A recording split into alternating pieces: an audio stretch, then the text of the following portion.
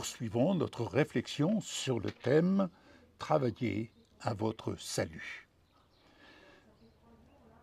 Nous trouvons ce verset de l'apôtre Paul dans son épître aux Romains, chapitre 8, verset 30, je cite « Ceux qu'il a prédestinés, il les a aussi appelés. Ceux qu'il a appelés, il les a aussi déclarés justes. Et ceux qu'il a déclarés justes, il leur a aussi accordé la gloire. » Alléluia. Bien-aimés, cette réalité profonde nous pousse à embrasser notre appel avec gratitude et humilité. Dieu, dans sa sagesse infinie, place chacun là où sa lumière peut briller le plus intensément. Nous sommes invités à ne pas voir nos origines géographiques ou sociales comme des limites, mais comme des opportunités divines pour manifester sa gloire. Autrement dit, là où tu es destiné à manifester la gloire de Dieu. Et là où tu es, eh bien ce lieu est déclaré saint.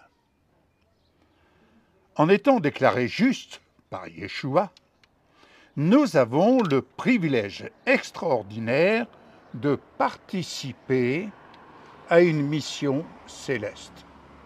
Oui, il faut en prendre conscience et en mesurer toute la portée autant que nous puissions la mesurer jour après jour. Cette dimension de gloire n'est pas simplement un état futur promis, mais une réalité actuelle qui transforme notre manière de vivre, d'aimer et de servir. Honorer notre Roi de gloire, Yeshua, et notre Père céleste dans chaque situation et chaque lieu où nous sommes placés devient alors une expression de notre foi vivante.